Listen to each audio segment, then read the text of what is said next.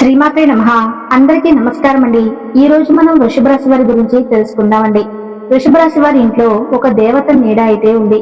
తప్పకుండా మీరు ఆ దేవత ఎవరు, ఆ దేవత నీడ మీపై ఏ విధంగా ఉంది, అసలు మీరు ఆ దేవతను కనుక్కోవాలని అయితే కనుక్కోవడానికి ఆ దేవత చూపిస్తున్నటువంటి ఎన్నో సూచనలు తప్పకుండా మీరు తెలుసుకోండి. మరి ఇంతకీ ఆ దేవత నీడ ఎప్పటి నుండో మీ మీద, మీ ఇంటిలిపాది మీద ఉందని చెప్పి తెలుసుకోండి. కానీ మీరు మాత్రం ఆ భగవంతుణ్ణి గుర్తించడం లేదు.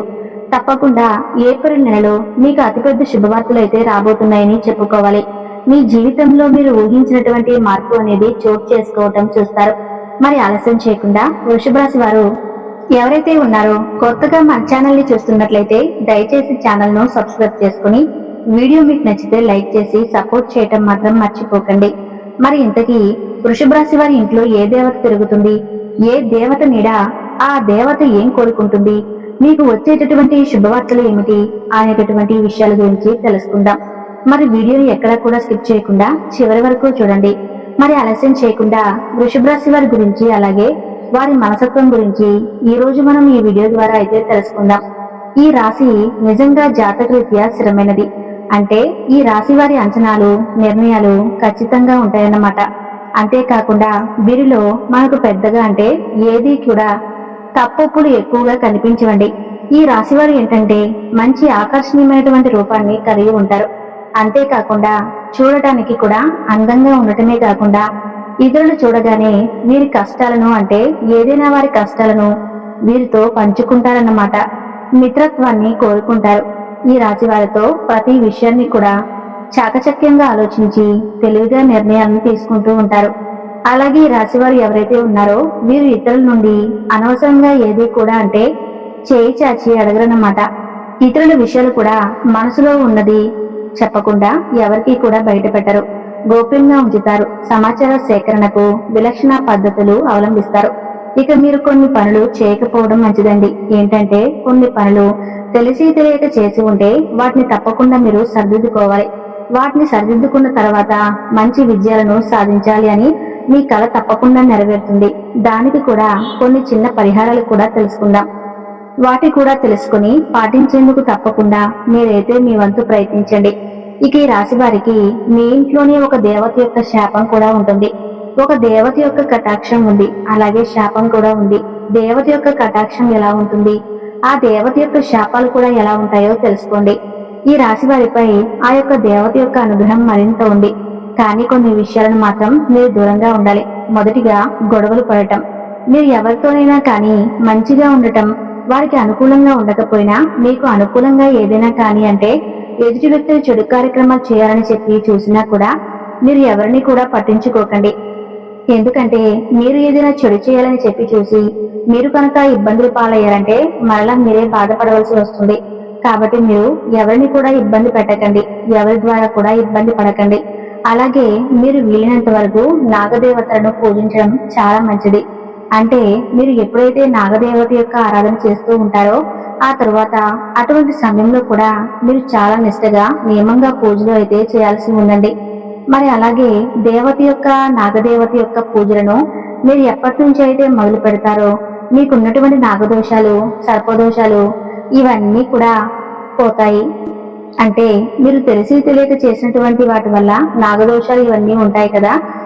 కాబట్టి వాటి వల్ల కొంచెం ఏంటంటే తెలుసుకోలేనటువంటి సమస్యలు, సిచ్యువేషన్స్ మనకి ఎదుర్కొంటూ ఉంటాం. వాటి గురించి మనం తెలుసుకునేటటువంటి ప్రయత్నం కూడా కనీసం చేయం. అంతేకాకుండా వాటి గురించి కొన్ని పరిహారాలు కూడా పాటించాల్సి ఉంటాయి. కానీ అవేమి మనం పట్టించుకోం. కాబట్టి అవి కూడా తెలుసుకుందాం. ఇలా ఎవరైతే బాధపడుతూ ఉన్నారో వారి యొక్క కుజదోషాలు, నాగదోషాలు ఎవరికైతే ఉన్నాయో అవన్నీ కూడా నాగదేవత యొక్క శాపంలా తప్పకుండా మనకు ఎదురవుతూ ఉంటాయి. అయితే ఆదివారం రోజు, మంగళవారం రోజు నాగదేవతలను పూజించడం, పుట్టలో పాలు పోయడం, అమ్మవారికి సంబంధించినటువంటి నైవేద్యం చక్కగా బెల్లం అలాగే నువ్వులు కలిపి నైవేద్యంగా నివేదించడం, ఇటువంటివి చేయటం వల్ల ఖచ్చితంగా మీపై ఉన్నటువంటి కుజదోషాలు, నాగదోషాలు, సర్పదోషాలు ఇవన్నీ కూడా తొలగిపోతాయని గుర్తుంచుకోండి.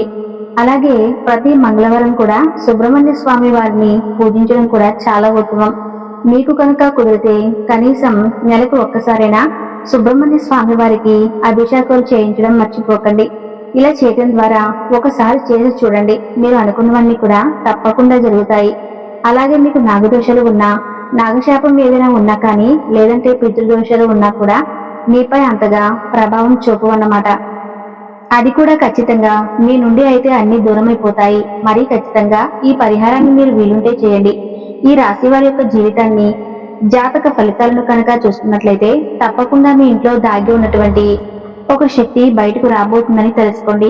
ఆ శక్తి ఎవరో, ఆ శక్తి బయటకు రావటం మూలంగా మీకు ఎటువంటి ఫలితాలు ఉంటాయి, ఇవి కూడా జాగ్రత్తగా క్షుణ్ణంగా ఈ రోజు మనం ఈ వీడియో ద్వారా అయితే తప్పకుండా తెలుసుకుందాం.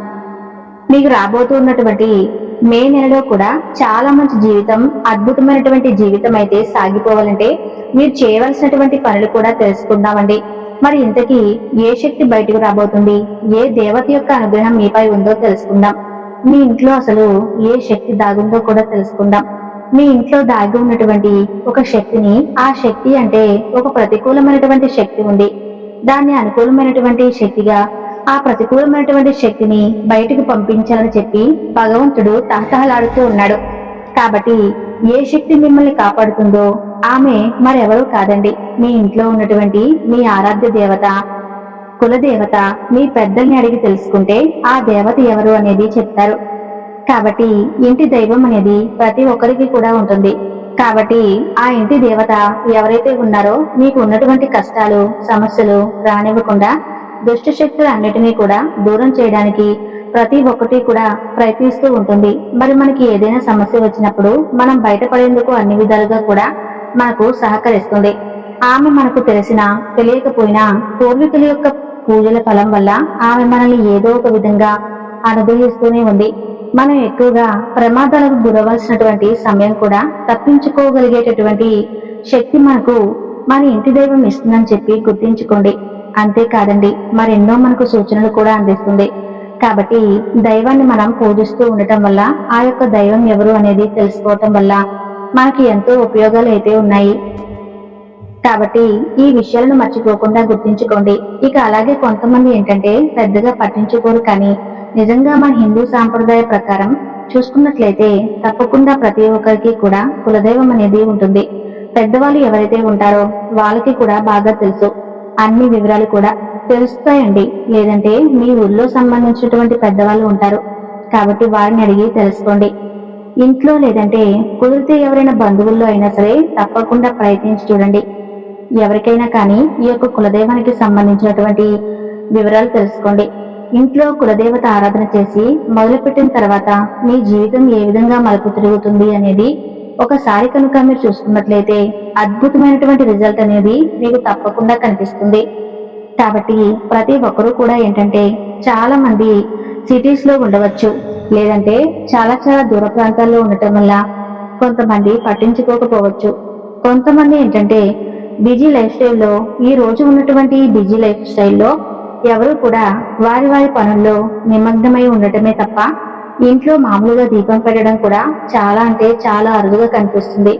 కాబట్టి ప్రతి నిత్యము కూడా మీరు ఎలాగో ఇంట్లో దీపం వెలిగించేవారైతే చక్కగా కులదేవత ఆరాధన చేసుకోవటం వల్ల మరింత పుణ్యమైతే మీకు లభించడమే కాకుండా అనుకున్నటువంటి పనులన్నీ కూడా సమగ్రంగా నెరవేరుతాయండి. అలాగే మీరు ఊహించిన దానికంటే కూడా మరింత ఎక్కువ స్థాయికి మీరు వెళ్ళేటటువంటి అవకాశం కూడా మీపై ఉంటుంది. కాబట్టి మీరు మీలో ఉన్నటువంటి ఆ యొక్క మానసిక ప్రశాంతత కోల్పోవటం కానీ, ఏ పని చేయకపోవటం కానీ, ఒక పని చేస్తున్నా కానీ అది సజావుగా సాగపోవటం, ఇటువంటివన్నీ కూడా మీరు ఆర్థికంగా నష్టపోవటం, ఇటువంటి కారణాలన్నీ కూడా తెలిసి తెలియక చేసినటువంటి దోషాలు, అలాగే పితృదోషాలు, నాగదోషాలు, సర్పదోషాలు, వీటి వల్ల మీరు ఏం చేయనటువంటి దిక్కు తోచినటువంటి పరిస్థితులు మీకు దారి తీస్తాయి. కాబట్టి మీరు కులదేవత ఆరాధన చేసుకొని తీరండి. ఒకవేళ మీరు తెలిసి చేసినా తెలియక చేసినా పెద్దలని అడగండి. మీ ఇంట్లో వాళ్ళని అడిగి తెలుసుకొని ద్వారా మీ హక్కుగా భావిస్తారు. ఎందుకంటే మనం ఎప్పుడైనా కానీ మన ఇంట్లో పెద్దవాళ్ళని విడిచిపెట్టి వెళ్ళిపోతామా, అలాగే మన తల్లిదండ్రులు మర్చిపోతామా? అలా ఏం లేదు కదండి. మరి మన తాతలు ముత్తాతల నుండి వస్తున్నటువంటి మన కులదేవత ఆరాధన మాత్రం ఎందుకు విస్మరించాలి చెప్పండి. కాబట్టి మనకు తెలియకపోతే ఆ తల్లి మనకు పదే పదే ఏదో ఒక విధంగా గుర్తు చేస్తూ ఉంటుంది. ఇలా ఒక మనిషి ద్వారా చెప్పించడమో, లేదా మీకే ఒక కళ ద్వారా మీకు తెలిసి తెలియక ఎవరో ఒకరు తప్పులు చేస్తుంటే ఇలా నేను ఉన్నాను, నన్ను పూజించండి, నన్ను పూజించడం ద్వారా మీకు అన్ని విధాలుగా మీ జీవితం మారిపోతుంది చూడండి అనే విధంగా మనకి ఏదో ఒక సూచన అయితే తెలియజేయడం జరుగుతుంది. కాబట్టి మీరు పెద్దగా పట్టించుకోకపోవచ్చు, కానీ కులదైవాన్ని మీరు గనక కుదిరితే విగ్రహం కానీ లేదంటే మీ గుడి దగ్గర విగ్రహాన్ని ప్రతిష్ఠించి మీకు వీలుంటే పూజలు చేసుకోవటం అలాంటివి చేయటం ద్వారా మీ జీవితం ఎన్ని మలుపులు తిరుగుతుందో తెలిస్తే నిజంగా మీరైతే ఆశ్చర్యపోక తప్పదు. ఇప్పటి వరకు మీకు ఉన్నటువంటి దరిద్రాలు, అష్ట కష్టాలు, సమస్యలు అవన్నీ కూడా మీకు దూరం చేసుకున్న వారు అవుతారు. కాబట్టి మీరు తెలిసి తెలియక చేసినటువంటి కుదిరినా అంటే చేసినటువంటి తప్పులను మనం ఇంకేం చేయలేమండి. కాబట్టి కనీసం నిత్యం మనసులోనైనా కానీ కులదైవాన్ని స్మరించుకుంటూ ఉండటం వల్ల చాలా వరకు కూడా మనకు తప్పకుండా జీవితం అనేది మారిపోతుంది. నష్టాల నుండి, ప్రమాదాల నుండి బయటపడేటటువంటి అవకాశాలు కూడా తప్పకుండా ఉంటాయి. అంతేకాకుండా ఆర్థిక పరంగా కూడా బాగా కలిసి వచ్చేటటువంటి అవకాశాలు ఉంటాయి. మీ పనుల్లో ఏదైనా కానీ మంచి జరుగుతుంది. మీ ఇంట్లో దాగి ఉన్నటువంటి ప్రతికూలమైనటువంటి శక్తులు కూడా బయటకు వెళ్ళిపోతాయి. మనం మంచి పునాదిని వేసుకున్న వారవుతాం. అలాగే మీరు ఒకవేళ ప్రతినిత్యము కూడా పూజ చేసుకోకపోయినా ఆదివారం, మంగళవారం విశేషమైనటువంటి రోజుల్లో తప్పకుండా మీరైతే ధూపదీప నైవేద్యాలను సమర్పించి ఆ దేవత యొక్క నామస్మరణ కనుక మీరు చేసుకున్నట్లయితే మీకున్నటువంటి ఇబ్బందులన్నీ కూడా తీరిపోతాయి. మీ కులదైవం గురించి పూర్తిగా తెలుసుకుని ఒక మంచి రోజు చూసుకుని మీ పెద్దవాళ్ళతో మాట్లాడుకుని ఆ కులదేవత గుడికి వెళ్ళటం, లేదంటే వీలుంటే మీ ఇంట్లోనే తెచ్చిపెట్టుకోవటం, ఇటువంటి పనులన్నీ కూడా మీరు చేయడానికి ఈ రోజు నుండి మీరు తప్పకుండా ప్రయత్నించి చూడండి. కాబట్టి మీరు ఏంటంటే ఎక్కడైనా ఉండొచ్చు, పల్లెటూరు అయినా కావచ్చు, లేదంటే సిటీస్ లో ఉన్నా కావచ్చు, లేక తప్పకుండా మీరు తెలుసుకుని ఎక్కడున్నా కానీ దానివల్ల పెద్ద నష్టం ఏం కాదండి. కాబట్టి మనం ఒకసారి కనుక ఈ ప్రయత్నం చేసి పని చేయటం వల్ల మన జీవితం మారుతుంది. అంటే ఎన్నెన్నో పూజలు చేయించుకుంటూ ఉంటాం కదా, బయటకు ఎక్కడికెక్కడో తిరిగి జ్యోతిష్యాలు చెప్పించుకుంటూ ఉంటాం. వాటన్నిటికీ అయ్యేటటువంటి ఖర్చు చిన్నగా, ఈజీగా, తేలిగ్గా మనం చేసుకునేటటువంటి చిన్నపాటి పని వల్ల కూడా మనకు మన జీవితం ఏ విధంగా మారుతుందనేది ముందు రోజుల్లో మనం తప్పకుండా చూస్తాం. మరి తెలుస్తున్నారు కదండి, ఈ యొక్క రాశి వారు ఏం చేయాలి, ఏం చేయకూడదు, ఏం చేస్తే మీ జీవితం మారుతుంది, అలాగే మీ జీవితంలో మీరు చేయవలసినటువంటి పనులు ఏంటి, చేయకూడనటువంటి పనులు, ఇవి కూడా తెలుసుకున్నారు కదా. మరి తప్పకుండా మీరు నాగదేవత యొక్క ఆరాధన, అలాగే కులదైవం యొక్క ఆరాధన మొదలుపెట్టి చూడండి. మీ జీవితంలో వచ్చేటటువంటి ఆర్థిక పరమైనటువంటి నష్టాలు ఇవన్నీ కూడా అతి కొద్ది రోజుల్లోనే మీరు దూరం చేసుకున్న వారు అవుతారు. మీకై మీరే మీ జీవితాన్ని ఒక మంచి బాటలో ప్రయాణించే విధంగా మీరు చేసుకున్నవారు అవుతారు.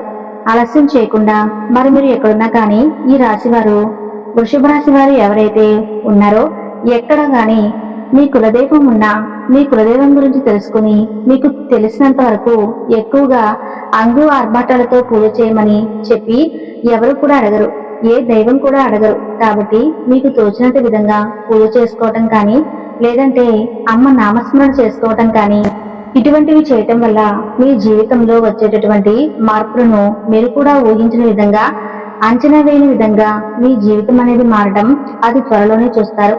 మరి ఎక్కడున్నా కాడా మీరు కులదైవం యొక్క ఆరాధన మొదలు పెట్టాలని మనస్ఫూర్తిగా కోరుకుంటూ, మీరు అనుకున్నటువంటి ప్రతి పని కూడా ఎటువంటి విఘ్నాలు లేకుండా చక్కగా సజావుగా సాగిపోవాలని మనస్ఫూర్తిగా అయితే నేను కూడా వేడుకుంటూ, ఈ వృషభ రాశి వారి తరపున మరొక చక్కని వీడియోతో మరలా కలుసుకుందాం.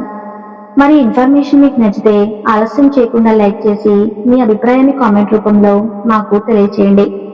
ధన్యవాదాలు.